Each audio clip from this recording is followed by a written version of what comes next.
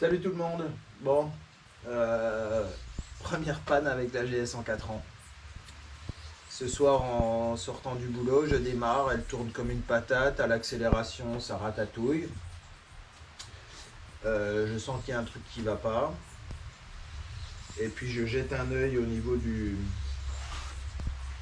boîtier papillon là et je vois le câble qui se balade comme ça. Et puis évidemment en regardant, je ne vois plus le palonnier, le petit palonnier noir en plastique là, qui est sur le boîtier papillon. Et effectivement, la moto ne tourne plus qu'un sur un seul cylindre, puisque il n'y a qu'un seul des deux câbles qui actionne, il n'y a qu'un seul des deux boîtiers papillons qui est actionné par le câble d'accélérateur. Bon, bah donc on va démonter le boîtier papillon et voir ce qu'il en est.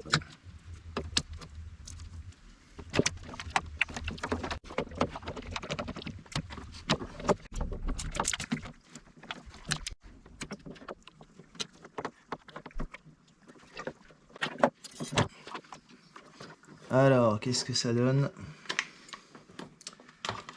Voilà, eh ben, c'est bien ce que je pensais, le palonnier ici a pété. Donc le câble n'est plus accroché au palonnier et ça ne fonctionne plus.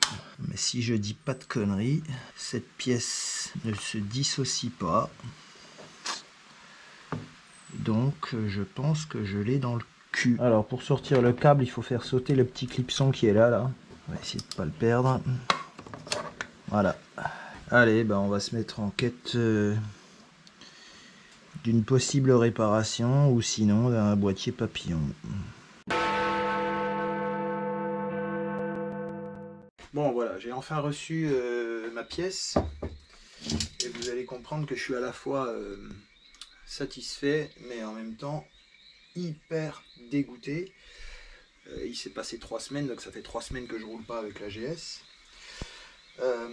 Donc pour mémoire, c'est ma pièce d'origine. Donc avec la petite pièce en plastique qui est cassée, ici, je l'ai perdue, donc impossible à réparer. J'ai reçu celle-ci, qui est en excellent état, elle est quasi neuve. Il n'y a pas une rayure sur le corps d'injection. Regardez l'intérieur dans l'état où c'est, hein, c'est tout simplement neuf. Et puis, par acquis de conscience, je me suis dit, si la droite a pété, je vais quand même démonter la gauche. Donc je démonte la gauche, le corps d'injection gauche. Et qu'est-ce que je vois? La belle petite fissure qui est ici. Là. Et qu'est-ce qui se passe quand on tire dessus? Hop. La pièce est cassée aussi. Donc qu'est-ce que j'ai fait? Chez le même vendeur, j'ai commandé le corps d'injection côté gauche. Et qu'est-ce que je reçois? Une pièce cassée, putain. Alors il faut bien comprendre que pour ceux qui ont l'habitude de me suivre, vous savez que je suis en Guadeloupe. Donc quand je commande une pièce comme ça, il faut que je la fasse envoyer chez mes parents, que mes parents me l'envoient, et envoyer un colis de la France vers la Guadeloupe, c'est juste une misère. Ça prend des semaines, on se fait taxer à l'arrivée, et donc là je me suis fait, voilà, je vais pas dire je me suis fait avoir. Je suis en litige avec le vendeur, c'est un vendeur sur eBay. Un vendeur professionnel. Donc pour l'instant cette pièce là elle est inutilisable, tout comme la droite que j'ai cassée moi, puisque j'ai même pas le petit bout cassé, c'est à dire que je l'ai reçu comme ça.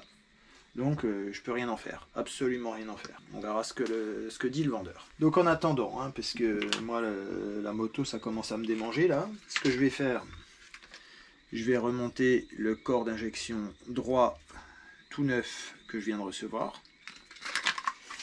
Et je vais tenter une réparation sur le mien, puisque celui-ci est cassé, mais au moins j'ai l'intégralité de la pièce. Donc je vais tenter quelque chose, on verra bien. Alors, donc première chose à faire, on va déjà dégraisser, puisqu'on va essayer de recoller. Je pense que la colle tiendra beaucoup mieux sur une pièce dégraissée. Ça c'est déjà une chose.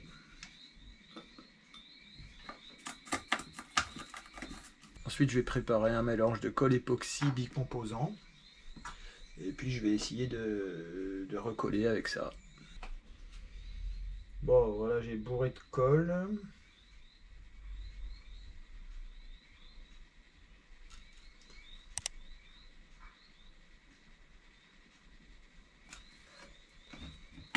On va espérer que ça tienne. Et surtout que ça bloque pas le machin. Non, non, ça devrait aller là.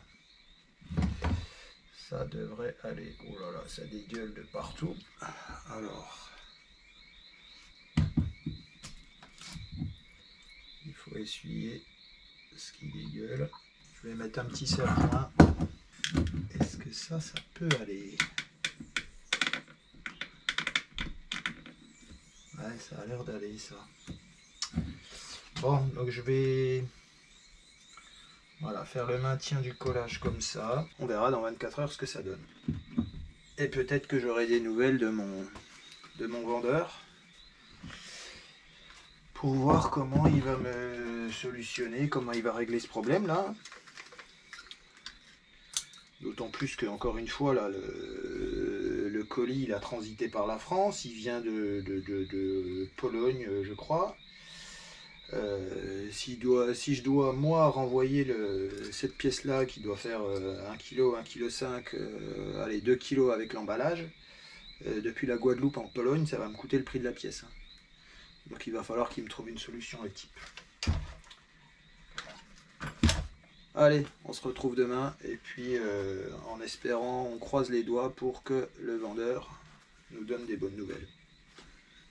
Alors finalement j'ai tout démonté le corps d'injection pour la simple et bonne raison que pour coller cette petite pièce là, je me suis rendu compte après coup très vite que la colle coulait sur l'axe et sur le ressort qui était derrière. Je craignais en fait que au séchage la mobilité de l'axe soit réduite, voire supprimée complètement. Donc c'est pas grave parce que j'en ai profité du coup pour faire un nettoyage complet du corps d'injection. Alors je vous montre. Donc voilà, là on a le boîtier, l'axe qui est ici. Alors c'est pas bien compliqué, il traverse de là à là et il est maintenu de l'autre côté par un petit clips là qui est là et qui vient s'insérer dans cette gorge là. Bien évidemment, pour sortir l'axe, il faut avant démonter le papillon. Voilà le petit volet qui est là. Alors donc la réparation a l'air d'être solide, mais je vais quand même assurer le coup en mettant un petit cordon comment on appelle ça, de la colle bicomposant époxy, mais pas la colle liquide. Colle en petit boudin qu'on découpe, ça va me permettre de solidifier les deux parties là. Donc la première chose à faire pour que la colle adhère bien, c'est, étant donné que c'est du plastique qui est bien lisse, c'est de passer un coup d'abrasif pour permettre à la colle d'adhérer. L'abrasif a permis de créer des micro rayures là qui vont permettre au mastic colle d'adhérer et surtout de rester en place. Voilà, donc la colle dont je vous parle, c'est ça là. C'est une petite colle avec des petits bâtons de colle avec deux composants, on coupe des petites rondelles dedans.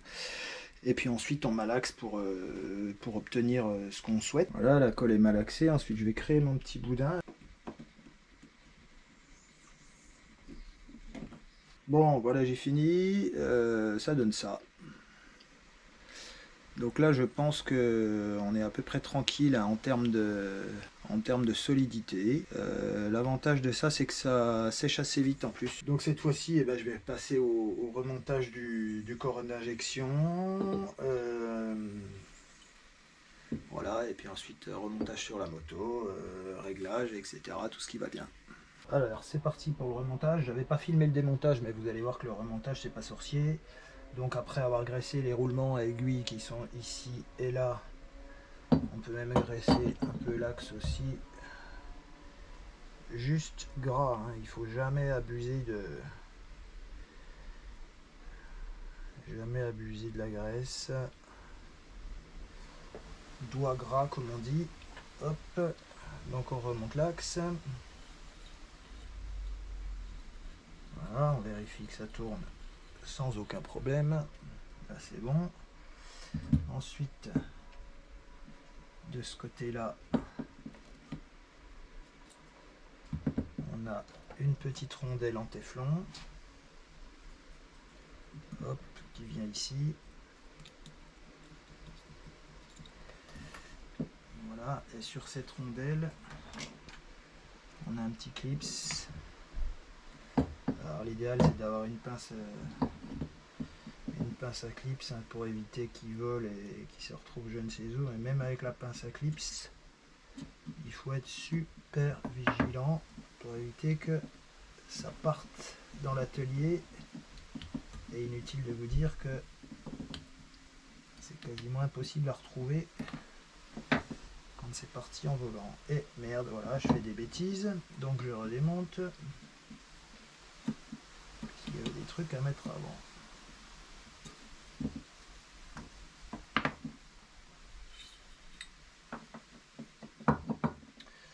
Donc on recommence tout.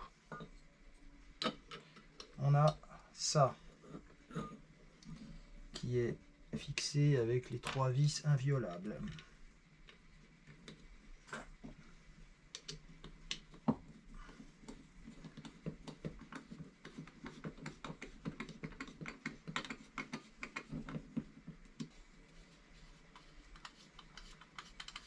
Ensuite, bague en téflon. Ressort qui va venir ici, là. Ensuite, l'axe avec la deuxième bague en téflon qui vient se positionner ici, là. Ça, le ressort, c'est pas un ressort qui est bien costaud, donc vous pouvez le manipuler à la main.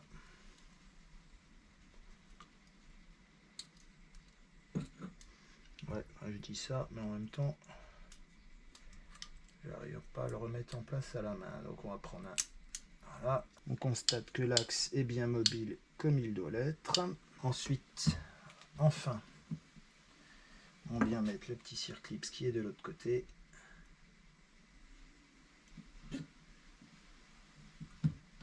Donc voilà ce que ça donne. La mobilité est bonne. Ensuite, donc là on a le clips. De ce côté-là va venir se refixer le capteur de position du papillon. Il est positionné avec un joint qui est ici. C'est un joint torique vert. Les joints toriques, j'aime bien les graisser. Alors, il ne faut pas les graisser avec n'importe quelle graisse. Hein. Une graisse neutre, silicone, ça va très bien. Pour éviter de le détériorer. Voilà. Alors, il était juste calé avec ses vis. Puisque j'ai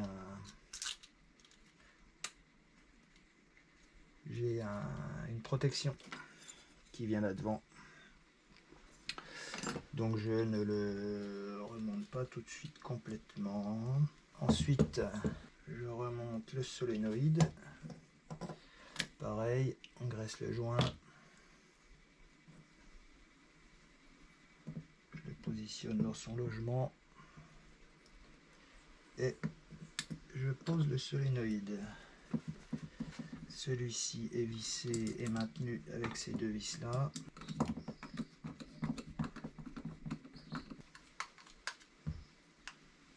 Voilà, et pour terminer, on a le petit ressort. Ça va là. Et ça va là. Voilà. Alors pour remettre le papillon, c'est simple. Hein, on fait pivoter l'axe. On le glisse. Et puis une fois qu'il est positionné, eh bien, on va pouvoir remettre les deux petites vis. Mais pour des questions de sécurité et éviter que les vis terminent dans le moteur, on va mettre une petite goutte de frein filet. Voilà pour la première. On peut ensuite revisser l'ensemble. Voilà, donc cette fois-ci c'est intégralement réassemblé. On contrôle qu'il n'y a pas de point dur. Voilà, donc remontage. Ensuite calibrage des actuateurs de ralenti. Ça se fait avec Motoscan. Et puis ensuite en haut à droite, là je vous mets la vidéo sur le réglage de la synchro à l'aide d'un dépressiomètre fait maison. Voilà, allez, on va remonter ça sur la moto.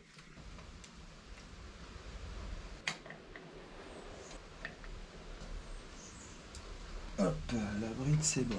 Alors ensuite on vient clipser le câble dans son logement. Donc il y a une petite patte ici qu'il suffit d'écarter quand on veut sortir le câble. Mais pour le remettre c'est extrêmement simple puisque il y a juste à le clipser. Hop, voilà, le câble est clipsé. Ensuite, pour passer l'embout de câble ici, il suffit d'ouvrir le papillon à la main. Hop, voilà. Et on peut remettre le cache. Voilà. Ça c'est fait. Ensuite, on repositionne le corps d'injection dans la bride. Voilà, donc ça c'est bon. On vérifie que ça ouvre. Alors l'injecteur, on lubrifie un peu les joints. Mais...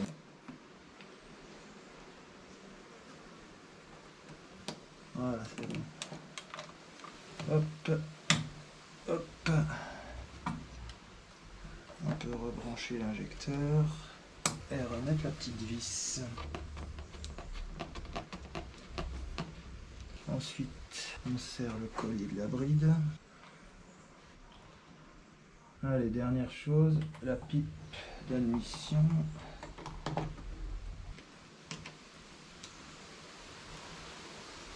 Hop, là c'est bon. Bon voilà, les deux boîtiers papillons ont été remontés. Alors, collier inox ici, collier inox ici. Et puis là, comme on pouvait pas mettre des colliers un peu épais, hein, comme ceci là, j'ai mis des Rilsan, petits colliers plastiques. Pareil de ce côté-là, avec le Rilsan ici aussi. Allez, maintenant que tout est remonté et réglé, on part en profiter.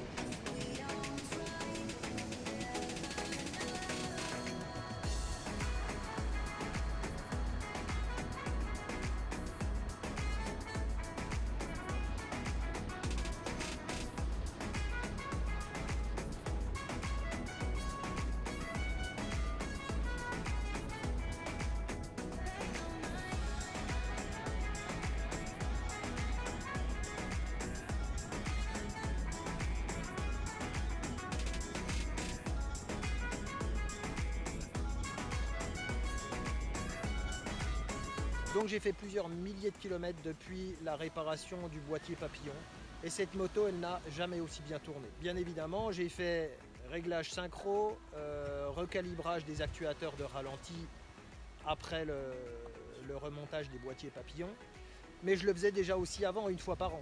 Et la moto n'a jamais aussi bien tourné que maintenant. Pourquoi? Eh bien tout simplement parce que, à mon avis, ça n'a pas cassé d'un coup. Je pense que j'avais une petite fêlure sur la partie en plastique qui a cassé, ce qui occasionnait un jeu et ce qui m'empêchait de faire un réglage aux petits oignons comme j'aime le faire. Ce qui fait que même si sur le dépressiomètre j'étais réglé, il suffisait que je donne à mon avis 3 ou 4 coups d'accélérateur pour que le jeu se crée et me foire tout mon réglage. Donc depuis que j'ai remonté les boîtiers, alors le boîtier neuf d'une part et puis le boîtier réparé d'autre part, franchement la moto c'est une impression qui est complètement différente. Donc voilà, j'espère que cette vidéo va vous apporter quelque chose, j'espère qu'elle vous sera utile si vous vous retrouvez dans la même situation que moi. N'oubliez pas de vous abonner, n'oubliez pas de laisser un commentaire si vous avez une question à me poser ou une remarque à faire sur cette vidéo. Et puis moi, je vous dis à une prochaine dans une autre vidéo. Allez, ciao ciao!